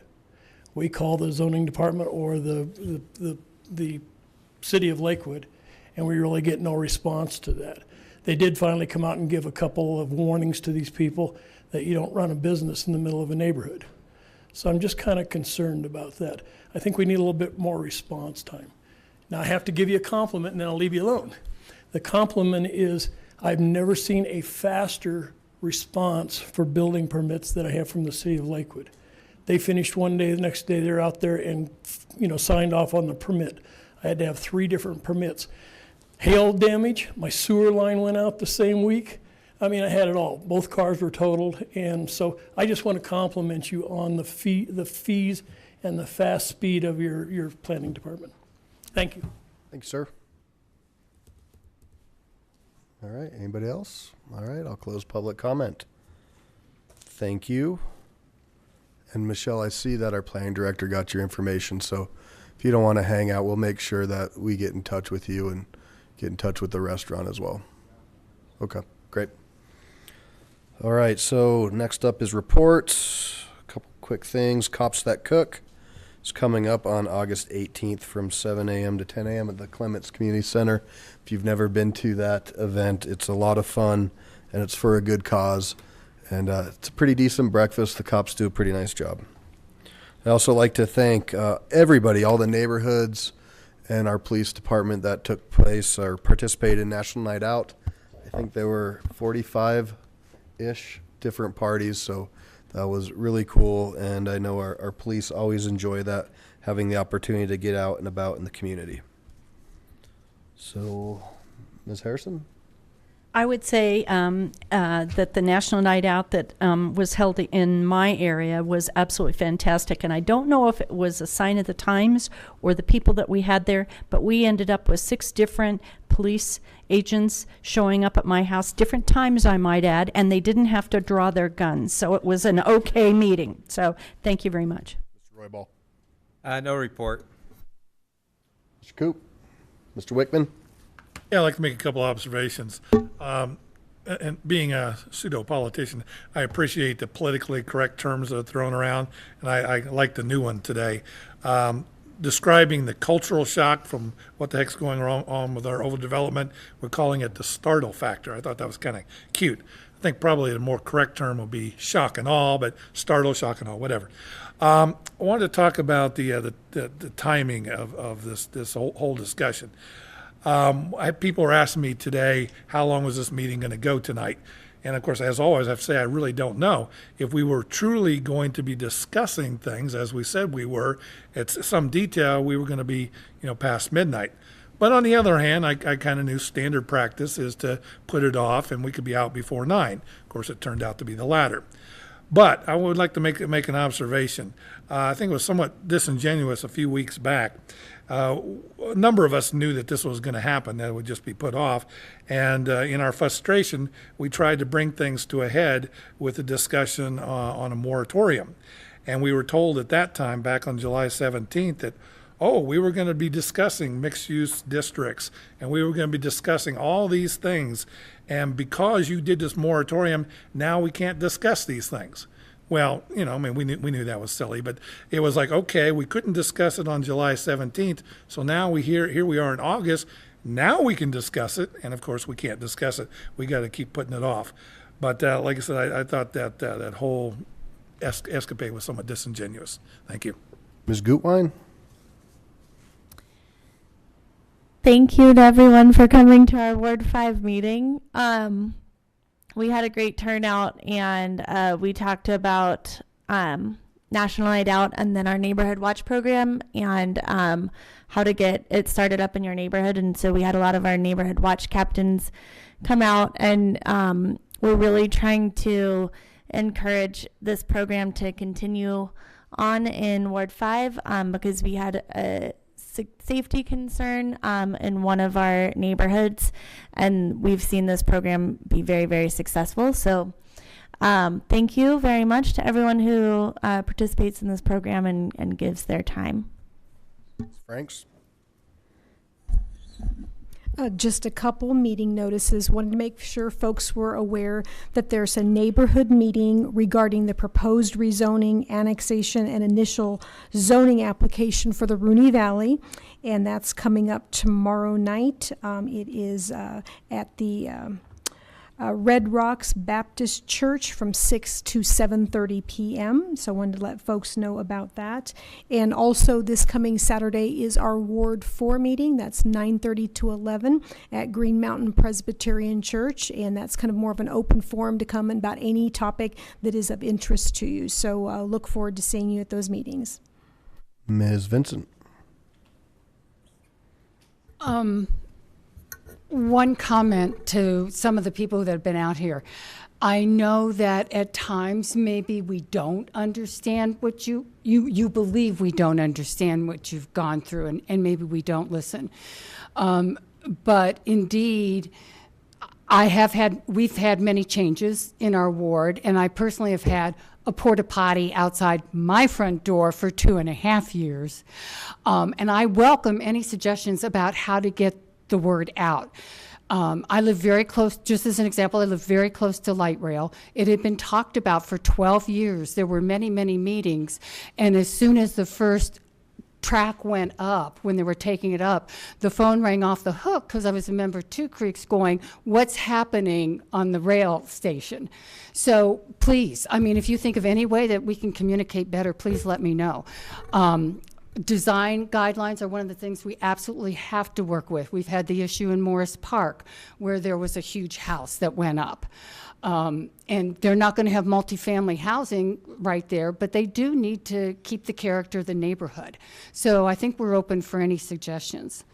On a different note, a good thing, St. Bernadette's had their 70th anniversary this Sunday. That is just a beautiful church. It's a neighborhood church. The amount of people that were there, I think both Councilor Coop and I were there, were just phenomenal. I ran into 3 people who knew me from 30 years ago and said, do you recognize me? And I went, not really, but who were actually at the church and everything. And then the second thing is Ward 2 will have their meeting 7:30 a.m. this Wednesday, 1560 Teller. Thank you. Thanks for sharing. I'm so sorry I missed that. Yeah, it was bummer. Yeah. Mr. Abel? National Night Out in Ward 1 was well attended. It was saw larger crowds than last year. I think Ramey and I made 7 of 9 National Night Out observances. Our Ward 1 meeting last Saturday was very rousing, and we heard from folks at Abruzzi's.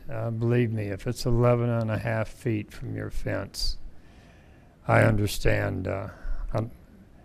I don't think I can truly understand what you go through, but I can understand the frustration, especially, 8 years later. That property was originally office zoning. So want our Ward 1 residents to think about what they want to see us discuss in the zoning issues coming up, and keep us informed. Thank you. Ms. Johnson. Thank you. Well, I would just like to mention that this last Saturday, our sweet little trolley was out for its yearly ride, and you could have ridden it free. And I really want to thank the volunteers who were there. They wear period uniforms and make it feel like you're actually on the trolley the way it was when it was running back in the 40s at top speed. It ended in 1950. Thank them a great deal. We've also got a task force in place that is looking at the highest and best use and placement for this trolley so that it can be an ongoing amenity for the entire city and that everybody can enjoy it year-round rather than one day a week, or one day a year. I believe in this task force. There are good people that are sitting on it. They bring their expertise, they're giving their time, and I really appreciate what they're doing. I became introduced to this trolley about 1.5 years ago and have found that people that are involved with the rails and also the trolleys, they're a group all their own. They love these things, and I want to thank them. Ultimately, personally, I hope that it will end up at the Heritage Center, but this is a decision for this task force to make. They're looking at a lot of things, so thank them. Following up about trolleys, I saw a map today that showed the map of trolleys in Lakewood, and it wasn't just the one. They were all over. I heard at the ward meeting this morning, everybody was within, I can't remember how far it was, pretty close to a trolley, which is amazing. It's partly because it's hard to re-achieve it. So in terms of, I'm excited about the development conversation moving forward, just to hear the clumps described. There's a lot of really interesting, fruitful stuff to talk about there, and with the development fees too. It's also kind of disappointing to me that the process is slow, but one of the things we've talked about a lot in my last 4 years on council is the importance of openness and not rushing issues so we can get appropriate feedback. And then a couple of events. 10 a.m. Wednesday, August 9th, free story time at Lakewood Heritage Center. 10 a.m. Saturday and Sunday, the 12th and 13th, it's the Bark and Splash Bash at Morse Park Pool, which I feel like those are just adorable to imagine. You don't even have to go. And then I just lost it. 7:30 p.m. Saturday, August 12th, Saturday night campfire and astronomy program at Bear Creek Lake Park. Thank you. Ms. Vincent, you had a follow-up. Yes, I'm sorry. I totally forgot, and I would be drawn and quartered because I'm part of the committee. Mural Fest is this Saturday, August 12th. There will be a trolley there, actually. I guess we're on a trolley theme, that will be going around and visiting the different murals and the different art that has been around there. It is at Lamar Station Plaza, and it's from, I believe, 9 to 6. And as a matter of fact, Councilor Coop will be one of the people that will give the history on the trolley. Mr. Abel, will you be buying any art this year? You gonna kick in with me again? Yes, sir. We'll purchase some. And then I wanted to follow up. We had a really cool meeting last week. Councilor Abel was able to attend. But every so often, all the Jefferson County elected officials get together, the commissioners and mayors and council members. And a few months ago, we got together to start to look at major issues in the county. One was transportation, the other was homelessness. And the city managers were given a challenge to try to start to look at what can we do together as Jefferson County with all the cities to start to address our homeless needs, understanding that they are growing exponentially, understanding that if one community does something and another one doesn't, you'll tend to start to see that issue push. So there's been some recommendations that are starting to come together. One of them is just as easy as coordinating our laws and our ordinances, and then to start to dig in a little bit deeper, look at maybe a coordinator through a grant program to look at a coordinator for all of Jefferson County with homelessness. And so I was pretty excited to hear about that. We'll have more information for those who weren't able to go, and then the next one will be transportation. But we're really trying to move in a positive direction, and I think all the folks in this community, really, no matter where you live in Lakewood, you're seeing it. And you see it all the way out in Ward 4 and 5, and especially along West Colfax. So something that we need to continue to look at and try to find meaningful ways and meaningful partnerships, which is going to be our faith-based nonprofits, things like that, to address this issue that we continue to see. Mr. Hollander, anything amongst the Planning Commission or? I'll have plenty to say in the next few months. Yes, you will. Thank you. Well, thank you to everybody. Thanks for coming out. Thank you to our police agents for hanging out with us tonight. And we are adjourned at 9:03. You've got your troubles, I've got mine. I too have lost my